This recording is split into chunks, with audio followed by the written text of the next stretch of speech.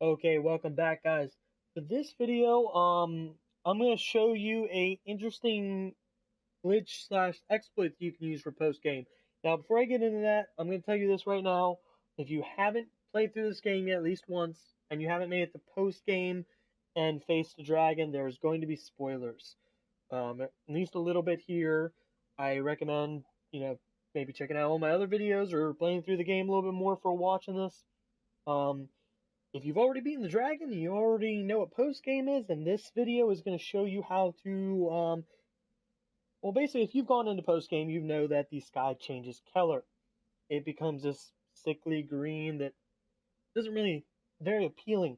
One of the greatest things about this game, in my opinion, is the aesthetics. The beautiful landscape you're traveling through, the bright skies, the dark, all that makes this game great. But when you get into post game, sky gets a little nasty, and personally, I don't like it. I don't spend a lot of time in post game because of just that. Even though I actually like the Everfall, I like all the enemies in post game, the extra dragons and stuff like that. However, what this is there's a glitch that you can do to get clear skies in post game. Now it's gonna take a little bit of prep work. As you can see, I am now here right before we fight the dragon. I have no pawns with me. That's gonna be important. You'll see why later. Some things that you're going to want to do. You're going to want to be a ranger. I don't know of any other class that can do this. You might be able to do it as a strider or an assassin, but it's going to be much more difficult. Ranger's your best bet. You're also going to have a good weapon, and you're going to want to bring some blast arrows. Those are your big main things. You're going to need tenfold flurry as one of your skills as well.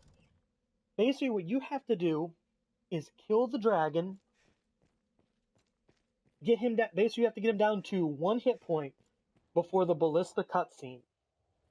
During the ballista cutscene, you are going to basically the cutscene that triggers the green skies is actually a later cutscene. So you're going to skip that cutscene entirely. I'll show you exactly how that works here, but basically what you got to do is you got to hit the dragon anywhere but the heart and get him down as low as possible. So I said it's good to bring a very strong bow. I actually have the Bitter Black Isle tier 3 bow, so it shouldn't be too difficult. Oh, no, definitely not. It's going to go a lot better than last time I did this. So shall it be. So, I'll show you here. You're also probably going to back up your save before this, because there is a very high potential that it will not work right. And there are a lot of checkpoints in here, so if it doesn't work, you're going to want to have a backup save. Hopefully everything goes good for me and I don't get anything screwed up. My luck, this will be the one time I'll die on this running sequence somehow.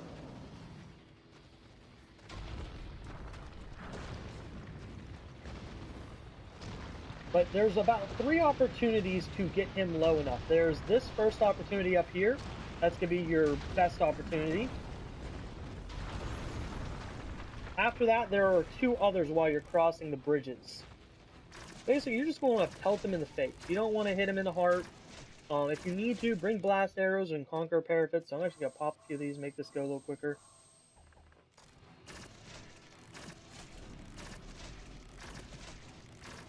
There we go, now I'm doing damage.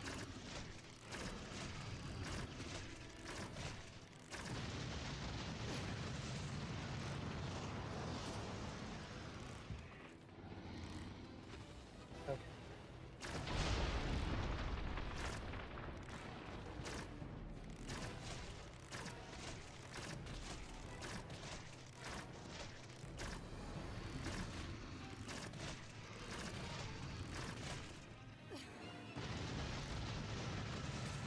You're going to bring some stuff, basically anything you need to be able to get him down as low as possible in this short amount of time.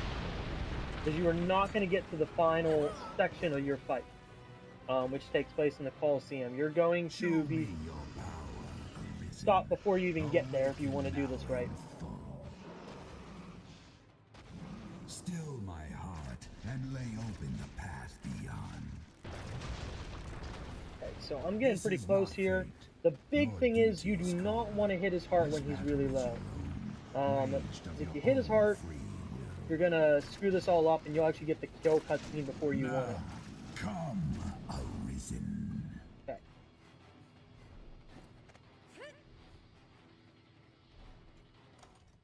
I should have a liquid gem here.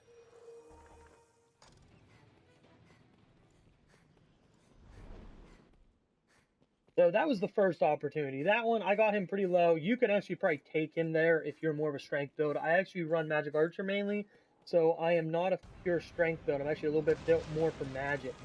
But that just shows that you can easily do this as any class if you got the right augments and the right weapons. My Revenant Whale, which is the tier 3 Bitter Black longbow, is gold rarefied. I'll actually show you what I'm running right now. So right now my strength is 2898. That's more than enough to do this. You probably don't even need that. Like I said, I'm just making sure, since I'm doing the video, you're going to want Tenfold Flurry has to be equipped. The augments that I have going on right now are Clout, Dampening, decreasing my recoil, Trajectory, Sinew, Vehemence, and Autonomy. Autonomy. That gives me the more strength and defense alone because you're not going to have your pawns with you. You don't need all those. As long as you have a decent strength, you'll be fine. And like I said, you can augment it with blast arrows. But make sure you don't use all your blast arrows in the fight. You need at least 10. That's all you need is 10. For when you actually go to do the exploit.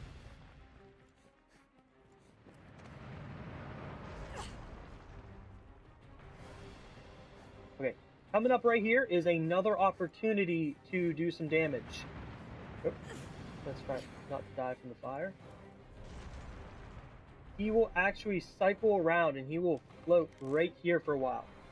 When he's here, your best bet is actually go for the tail, so you'll do less damage. There we go.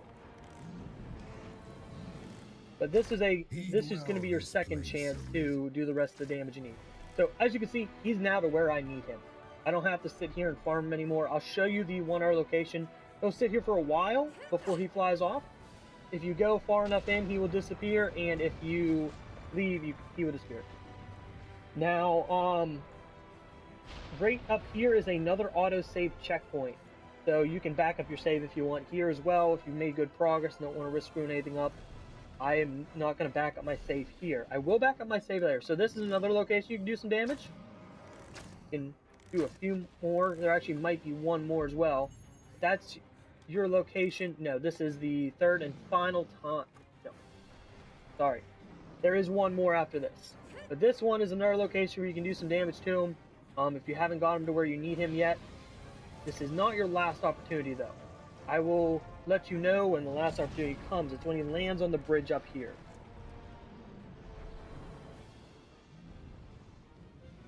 So,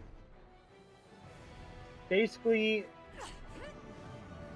now is your last opportunity. If you have not got him down to where he needs to be at this point, this is your last shot. I'm going to ignore him because I already got him where I need, but if you do not have him at that point, that is your last opportunity. If you don't get him there, you're going to have to start all over because you're not getting another chance. Okay. Now here, this autosave checkpoint is where you should actually back up your save. I'm actually going to do that. I'm going to edit the video so that it starts from this location here when I get the autosave checkpoint. Okay, so I got my autosave. I'm actually going to exit out of this, back up my save, and I'll be right back in, and I'm going to start the video from right here. So, give me a second here, guys. I will be right back. Okay, welcome back, guys. So, I just backed up my save. The reason for that is because it's really easy to mess up this part. There's a couple things that can happen. You can either miss and actually trigger the actual cutscene it's supposed to play, or you can get a weird glitch that I apparently found out that can happen. I'm actually going to upload the video later because it's kind of interesting. But I had that happen. So, now what's basically going to go on here, this is when you're going to put on your blast arrows. You're going to put these on, and what you're trying to do is you're trying to hit him. Basically, you want to hit him with Tenfold Flurry, both not in the heart and in the heart. Hitting not the heart first. Basically, what this does is triggers the ballista firing cutscene, but still kills him. It kills him during this cutscene, which basically forces the game to skip everything else. I'm going to show you exactly how that happens here. Hopefully this time it goes good. This is also why you don't want to have your pawns, because they're going to try and fire those ballistas and they'll screw everything up. So you can just let this cutscene play. You can't skip it, unfortunately. It's not really a long one, though. Cling to life. But if your luck's bad or your aim's shitty or you don't know what you're doing, you know, shit happens. Okay, let's see if I can get him this time.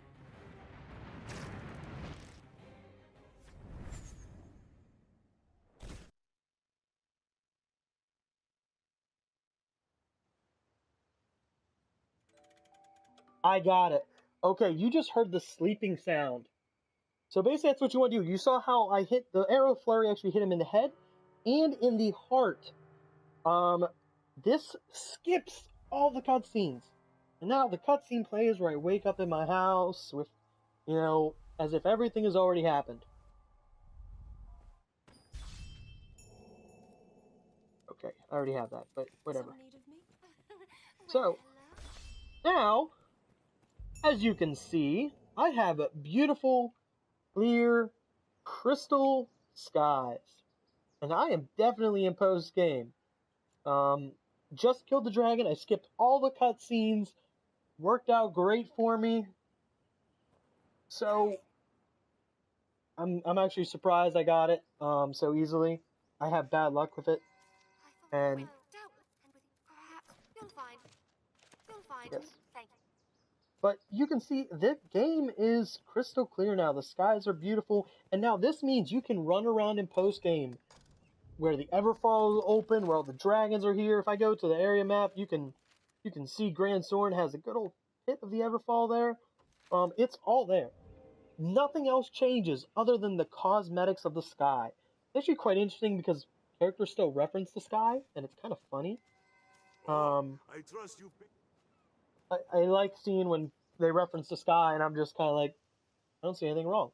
But that's how you do this glitch. This, like I said, this will change nothing other than the aesthetic.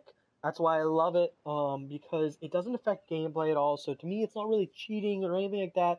If you're on the PC, you can easily do this with coding. If you're on, this works on PS3, PS4, most likely Xbox and Xbox 360 and Xbox One. I can't guarantee it, but I don't see why it won't work if it works on these systems. So you can do this on any of the systems. The only requirements are the ones I stated in the beginning of my video. So if you like this and you want to do it, go for it. And if you like this video and you want to check out one of my other ones, go right ahead. I got a couple different videos on different things on the channel. I'm going to be putting up at least one or two more as, you know, I get around to them or get ideas for videos. So, and if you have any comments on this or anything like that, just leave them down below. Thanks for tuning in, guys. Have a good one.